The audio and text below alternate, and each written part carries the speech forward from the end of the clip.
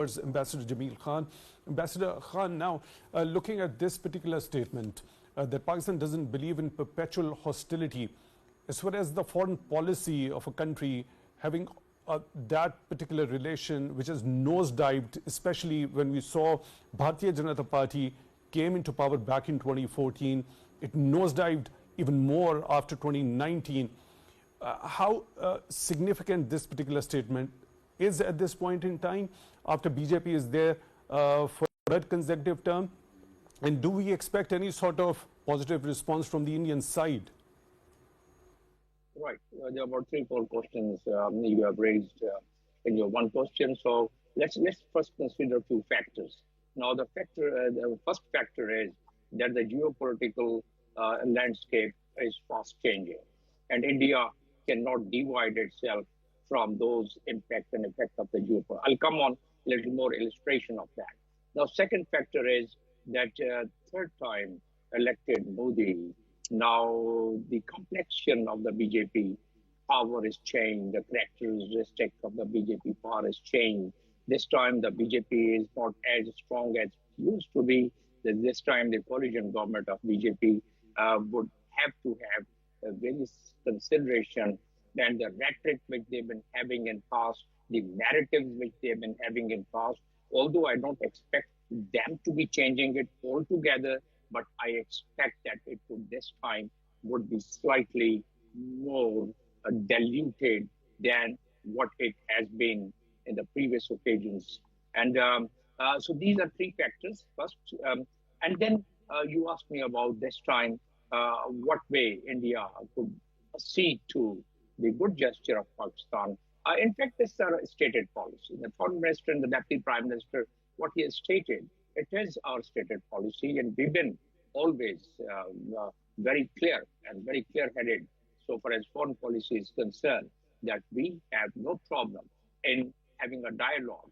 In fact, even Simla agreement enunciate all these so many points of having a mutual negotiation, mutual discussion, and resolving the problem. But it didn't resolve last several decades.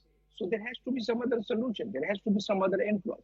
Now, the present day world, the bilateral dialogue should go on. The bilateral dialogue is a must. That's what the demand of the India is. And we personally feel, since I don't have any constraint of restricting my comments, because I'm a freelance, I am an analyst. A long time back, I was an ambassador, and I had certain parameters to define things. Now I can define things in a better spectrum and better canvas. So let me define that. India and Pakistan, bilateral negotiation should go on. And there is no denial of that fact. But at the same time, what question you're asking from the spokesperson of the Foreign Office, in fact, we should also develop the influence, multilateral influence on India. Have we succeeded in that? The answer is not as much, very little. So we have to really draw the mechanism. Now, the situation, the geopolitical, what I mentioned initially, and now here is the illustration, the geopolitical landscape, since it's changing, the global West is now drifting, the tilt from global West to the global East. One can see it, one can notice it. 60 countries of the world, they have started having their own currency, trade in their own currency. 29 countries have given application for BRICS. India, already a member of AIIB, the Asian Infrastructure Development Bank. So, and India already member of the SCO. So India is trying to reap the fruits from both sides, the global West as well as global East. My understanding is the way things are changing, as I said, in the global landscape. The India finally and ultimately, sooner than later, would realize that its major interest lies with the global East. And my indication is that we're talking about the trade, we're talking about the collaboration, we're talking about the cooperation. No, that is only possible if there is a peace between the two nuclear armed countries, as has been mentioned by our Deputy Prime Minister. So perpetual hostility from Indian side. This time there is a very strong opposition in India, and I don't think they would have the same intensity which we've been witnessing. So here comes another point.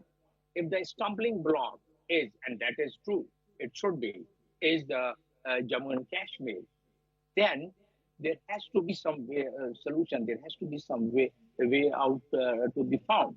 Now we have a very good strength, and our strength is the international law, which India has been flouting with, like Israel has been flouting it. Now, how to really make the world realize that here are the international laws, Article the Security Council Resolution 47, Security Council Resolution number 51, and there are numerous Security Council resolutions, but these were the two starting two resolutions. So, how to draw the focus of the world? Now that the global West is drifting towards global East, and we have two veto powers in the global East. One veto power is always with us, that is China. Russia, most of the time, they also bring their vote in our favor. So we should try and take advantage of that. We should try and bring in that factor into our foreign policy. Now, second point is the United States. United States, at this point in time, what angles and what dimensions would they have to see that the India and Pakistan, they start having a slightly better relation than what they've been having, because the United States would have their own, obviously, interest, and they would like their own foreign policy targets and the global and the goals to be achieved. And what could be that if India is able to secure its western border, which is our eastern border, and which is, of course, Pakistan is always, we have a hostile kind of attitude from Indian side, and that's why we cannot really keep quiet. So if that is done, then are they going to divert their energies towards China?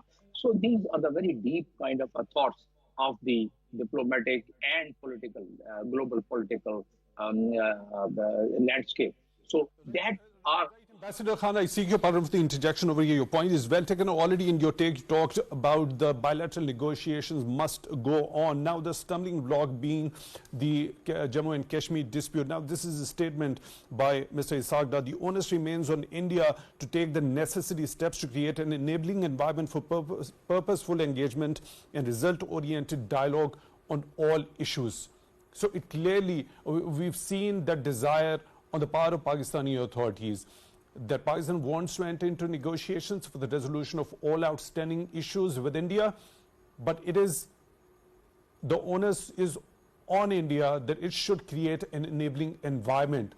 How is that doable? Can India, as you already mentioned, this time around with a little bit of size cut down in the third term, Bharatiya Janata Party, would it be more realistic to be more forthcoming towards Pakistan to create that enabling environment this time around? Let's look at it from a different perspective. If we create a right kind of a multilateral influence, and it's not only Pakistan, there are other countries also which would like to join hands with Pakistan on this, because, and I would like to cite few documents here. One of the documents is the High Commissioner's report, Human Rights High Commissioner report, which he presented. And then now that would connect with Jammu and Kashmir and all what has been happening in Jammu and Kashmir. So that is a very volumetric kind of a report. And that contains all what we've been discussing in your shows and all other shows, and all which we've been writing about the happenings in Kashmir and the atrocities in Kashmir. So that is one document which is a unilateral, which is a multilateral document, and which is a United Nations document. So that should be capitalized as a matter of fact to pressurize India. We don't say that India, and how India can do it. My understanding is that if those influence multilateral influence, while we are doing bilateral negotiation, we should not lose the sight of bilateral negotiation as has been offered by our foreign minister. While we are doing that, and we should do it intensely, because it's almost 5 years that what has happened and abrogation of the Article 370 and Article 35A, 5 years. So are we going to really fight for it the way we've been fighting for it? Perhaps yes, but with the way we've been fighting for it for other generation, I think now we have to intensify and we have to see what more dimensions in the changing geopolitical landscape, what more dimensions can we add. And what I've said now, that we have to bring in the multidimensional pressure. India, because of its own compulsion now, would like that, yes, to bring the situation to an enabling environment. But Modi government, Modi administration would find it very hard. With lot of efforts, they've built this narrative, and they have really been able to sell to their constituencies what they've been doing in Jammu and Kashmir. So at this point in time, they need some face saving, and that face saving can be given. And how that face saving can be given, that the articles which they have been abrogated, that can be modified with the, of course, inclusion of people of Jammu and Kashmir, with their concurrence and consultation, and with by protecting their interests. So, right, this is a very important point that you've just made. Let me take this particular point to Dr. Afridi also. Giving face saving to India. I mean, how is that? Is that doable, that modification into the relevant articles which have been abrogated by the Bharatiya Janata Party back in 2019? What's your understanding? Do you agree with this particular suggestion put forth by Ambassador Khan? I do agree, because the last 10 years of the Indian policies, the internal or the external is concerned with Pakistan. If we see, so all of them, they became negative, right? Like the Citizenship Act in India. Let me take the analysis by Ambassador Khan regarding the comparison between these two statements by Pakistan's Deputy Prime Minister and Foreign Minister Ishaq Dar, and an earlier statement right after the swearing in of Prime Minister Narendra Modi for the third consecutive term by India's External Affairs Minister S. Jaishankar. That's right. That Jaishankar's statement is continuation of what has been happening in past during the previous regime of the Narendra Modi once the BJP was in majority. Now, my understanding is that gradually, because of the pressure of the opposition and because of the possible pressure which probably we and the other world actors would bring in, possible pressure or influence, you can say, and because of the changing environment of the global, from global west to global east, these three major factors would perhaps compel the Indian thinkers and the foreign policy makers to reconsider and think about it. But Pakistan has to give them the chance for a way out, for a way forward. And how? We have to suggest, in collaboration with the Kashmiri people, in their participation, in their interest, some amendment which is admittable and which gives them some faith saving. Modi would go in the history if he accedes to some of the suggestions by his own Kashmiri people, by his own opposition, which we have to pave the ground. And those suggestions, some of it I have already mentioned. And the other one is he would go in the history and he would be a Nobel Prize perhaps if this dispute is resolved. If it's not resolved, then through nuclear power, through nuclear armed countries, the world knows what could be the devastation which would happen, if this hostility and this animosity keeps growing and keeps going on. So therefore, I think there is a realization in the world. We talked about the intra-regional trade. This is one of the things. We have to have some convergence point. I was having a meeting with a top diplomat here of China here in Pakistan, and then they were also mentioning about regional connectivity and about the regional trade. China also has a very huge differences with India, but they have about $100 billion, more than $100 billion trade with India, right? China does not have a smooth relation with the United States, but they have a very good trade relations. So we have to find a way out. We have to have a 360-degree vision. Unfortunately, that we've been attempting to, I can quote you the whole host of the international law, Geneva Convention 49, the violation of that, the violation of Chapter Charter of United Nations, Article 33, and I can go on. The additional protocol of Geneva Convention, Article 20, and the war crime, the ICC, Article 8. All these further takes the Indian authorities and Indian government and so many key players of the Indian government to the International Criminal Court. If at some stage or the other, once the global West transiting from the global dynamics is changing from West to East, and at some point in time, all these things are going to happen. So, this has made. But then making a suggestion, making a statement, and then supporting it with 360-degree vision, making efforts through all the tools available, making efforts through the traditional diplomacy, through the soft diplomacy, through the legal diplomacy, and by taking the world along, the regional players as well as the world players. Only then probably it is not an easy task. If it was that easy task, it would have been resolved in the last 70, 75 years. But then from that perspective, one has to have this multi-dimensional, multi-layered approach, and one has to do this consistency in diplomacy and multi-dimensional flavor in the diplomacy of today has become one of those things which definitely can yield its results. So it boils down to one point, that the converging points and giving a face saving, which their opposition is also trying. And I would assume that if the proper work is done both, through the track to diplomacy, which to my understanding is going on, and through the traditional diplomacy, then perhaps with the intervention of some very important world. Right, giving face saving. Do I understand that giving concessions to the Indian side? Do I understand it correctly, sir? Concession would not be the right word. Giving the leeway for them to make some amendments in consultation and concurrence without changing the whole spirit.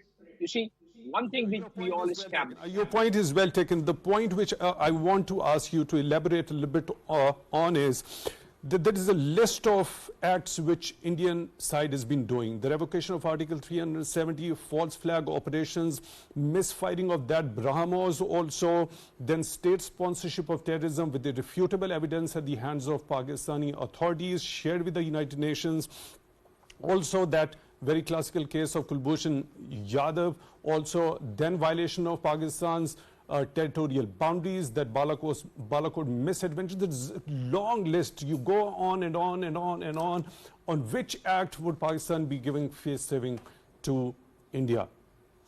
No, if we go to the history, obviously we can have a whole charge sheet. If we look at our dossier which we have submitted to the United Nations, and then again, I can go into the technicality of that dossier, that under what legal framework that dossier was submitted. There was hardly any legal framework. That was just an administrative action. The legal framework under which a complete commission report has been published, have we made best use of it? The answer is no. We have not made best use of the Human Rights Commissioner's report, which contains almost all the points which we have mentioned in a dossier.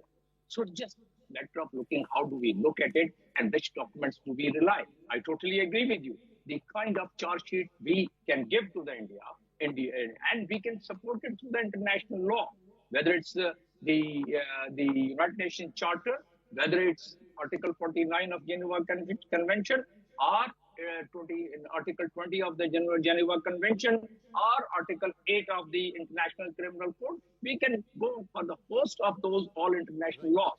But has it been implemented? Has it been made effective? So we have to then, your question was, again, let me touch upon. Last 30 seconds, Ambassador Khan, you already talk about the converging points. Let's get a quick list from you of the converging points at this point in time between Pakistan and India, which can be capitalized upon. SCO is one convergence point. China interest with India and China animosity with India. That's the other convergence point of the trade. Third convergence point of the trade, we are the signatory of the Shanghai Cooperation Organization. India is a signatory, and under that particular multilateral document, we are bound to give some of the trade routes to all the members of the SU members. Dr. Jamil Khan, former ambassador, joining us from Skype. Unfortunately, we are short of time. I'll have to end the show over here. I seek your pardon for cutting you short over here. Thank you very much for taking time out for Views on News.